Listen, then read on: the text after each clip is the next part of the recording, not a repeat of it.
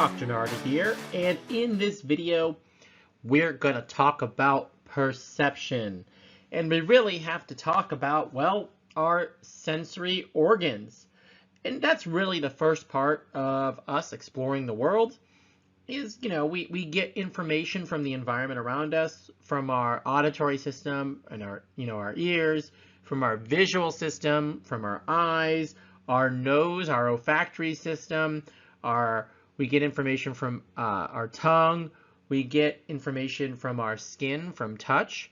All of these sensory systems allow us to perceive the world around us, and they automatically bring sensations from the environment into our brain.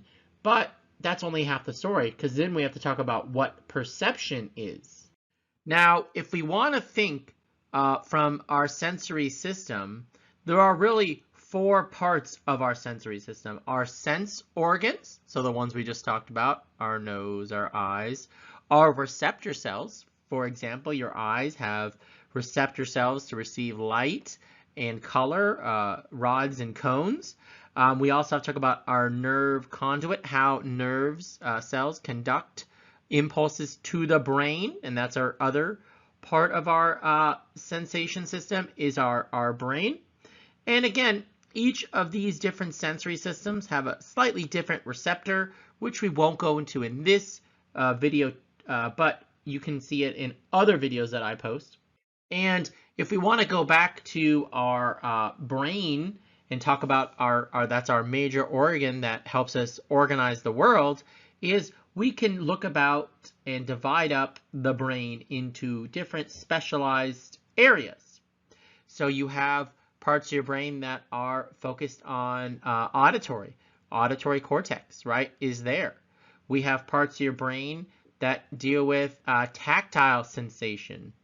We have parts of our brain that deal with olfaction or smell.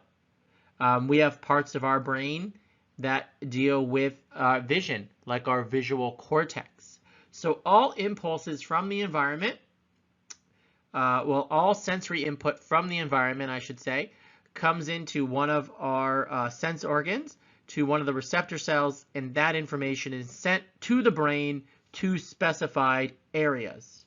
And our brain receives stimulus energy from the environment and encodes it into a language that your brain can understand. So your brain gets electrical stimulation from your sensory nerve cells, and that gives it in this impulse. This electrical impulse language is a language that our brain can understand, and we can talk about it in terms of distal stimulus. And these are objects and events in the world. The primary job of this system is to receive the energy from the environment and encode that, again, into what we call distal stimuluses. And then we could talk about proxial stimulus, the patterns of these stimuli from objects and events that actually reach your senses. So once the distal stimulus has been represented in our minds, it becomes a proximal stimulus. So not all the information that reaches our senses is processed in our mind. We are bombarded by a lot of information in our environment. However, we only attend to a small fraction of that, and that's part of our perceptual system that we'll talk about. Now, you might be wondering, how do we study perception? And there's different fields of study. There are different approaches. And psychologists first used the computational approach to study perception. In fact, some of the first psychologists studied perception through the approach in the field that was actually known as psychophysics at the time. And the goal was to discover fundamental knowledge of perception that showed us the scope and limits of our perceptual abilities. And we could talk about this in terms of bottom-up processing. So bottom-up processing basically talks about how we perceive the world and how our brain starts processing information from the most basic unit or features of a stimulus and adds the parts together to identify and to make a coherent whole object. For example, when you're reading, right? Maybe you're reading the word, I don't know, on this page, reading. And in this kind of model, this information is passed up through a hierarchical system that identifies, the complex form of language. Again, so for example, your brain would be identifying the lines and curves of the individual letters, and they're combined to identify each letter. So you look at individual little lines and curves, you make that into a letter, and then these letters are combined to identify words. That is the example of the bottom-up processing. The other computational approach is top-down processing. Now, this is where you perceived objects with our knowledge about the world. So we use basic features and cues from the environment to perceive it. And basically, we already have what we call a schema in our head, a map, a mental representation, and we have background knowledge, and that helps us, right? So we start from the top down. So we already kind of have an idea of what things should be, then we look at them, and then we kind of know. Other parts of this model come into play. We talk about theories of unconscious interference.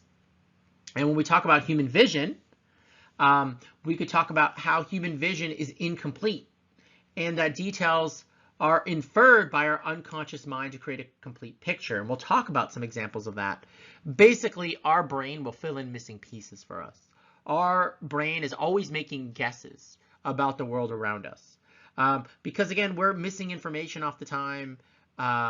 So we have to make assumptions, right? From the eye perception, basically often regarding motion and depth, right? So we use our top-down process to unconsciously perceive and interpret the environment.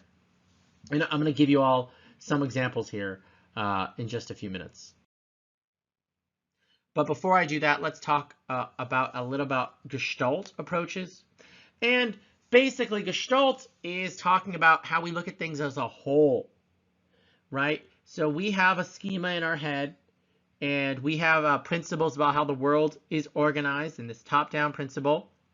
And basically, we have an idea of what the world should be, how the world should be organized, what trees look like, what cars look like. We have an idea in our head.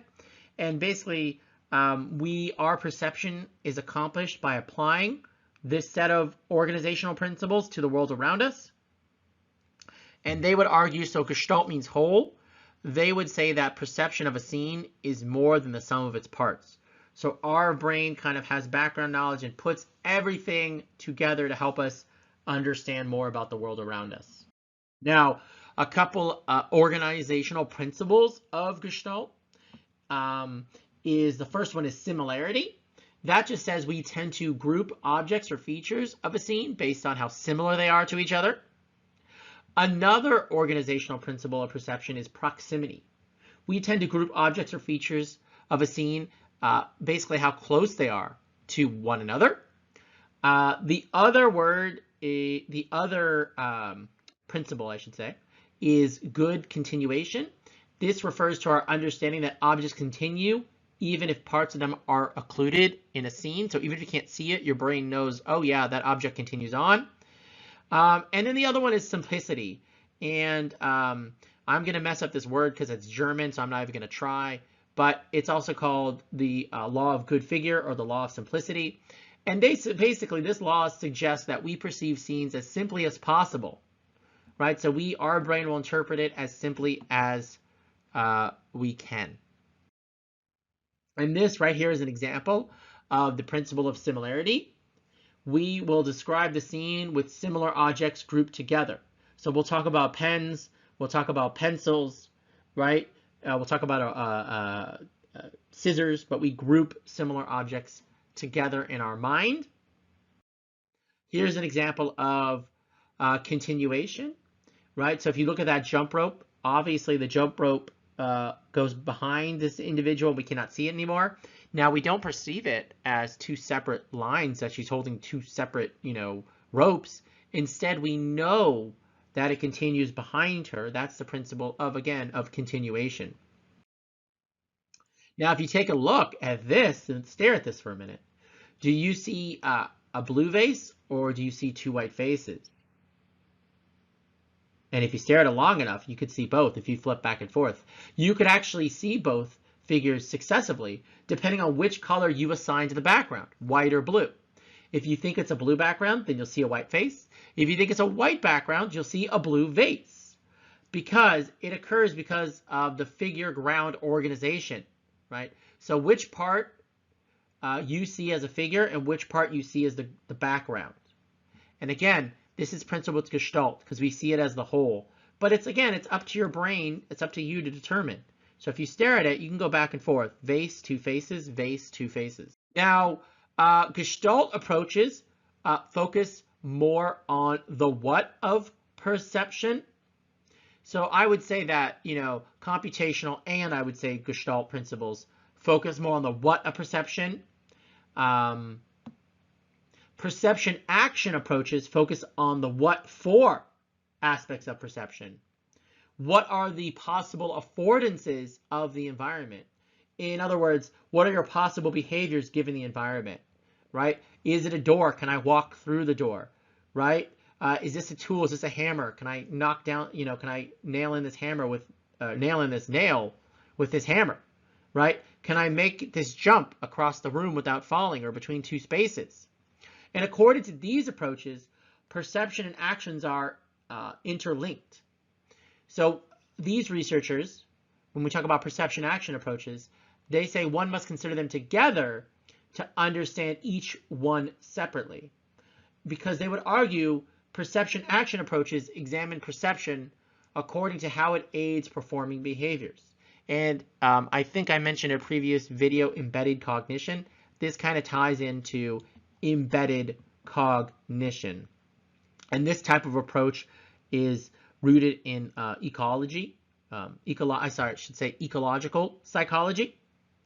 And again, we'll go into a little more depth here in just a second. Now, one of the terms that they talk about is optic flow. And this is one of the first concepts to be studied in this field of research. So for example, if you drive a car or sit in one as a passenger, consider what experience you as a moving through the environment have. Objects in the environment that are closer to you seem to be passing by faster than objects that are farther away, even though you're moving and they are not. And this is just a very simple example of optic flow. It is the movement pattern generated by objects at different distances as you move past them. Now, these perception actions approaches are a little broader than the ecological view of perception, so this is a slightly different way. But perceiving an object may still involve representation of that object in the mind. And really, perception action approaches blend elements of the ecological view and the representational view. For example, the perception of a chair may result from knowing that a chair can be used to sit on it or stand on it because it's what you are currently looking for in your environment. But you can still identify an object as a chair even if someone asks you what the object is. Now, if we talk about perception and action approaches, is there brain activity evidence for the connection between perception and action? To be honest with you, we are not sure, but we are examining parts of the brain, particularly the ventral pathways and the dorsal pathways in the brain. We're still trying to understand the underlying mechanisms behind this, so more research needs to be done here. Now, if we're going to compare the approaches, so we have our computational perception. Again, if we think about this, researchers have looked at how visual cues help us detect motion and the speed of motion in the environment. And we can talk about changes occurring in retinal images over time as one cue. Although retinal images are constantly moving, even for stationary objects, due to their constant movement of our eyes across the scene, retinal images that move more than others over time can indicate movement of objects, creating those retinal images. Now, Gestalt researchers have also examined motion perception, focusing on apparent motion as seen in a visual illusion, known as the Phi phenomenon. Whenever we detect movement in a digital billboard, for example, so if you're at a football game and you see that Jumbotron, we are actually seeing light pixels flashing on and off, changing colors in a specific pattern rather than anything actually movement. This is what movement is called apparent. The light seems to show objects moving, but it's really nothing actually moving in space. The Phi phenomenon shows that we organize stimuli moving on and off as moving in the way we know objects move in a scene. And finally, we have our perception action approach. This considers movement in terms of goals for our own action. When an outfielder, for example, views movement of a fly ball and adjusts his actions behaviors to catch the ball, he is showing a type of behavior that is perception action linked together. But in reality, to really understand perception, we need multiple approaches to study this motion perception. And basically, we need to get a full understanding. So there's no one right or wrong way to understand how to look at motion perception or perception in general. With that said, I'll see you all in the next video. Take care. Bye-bye.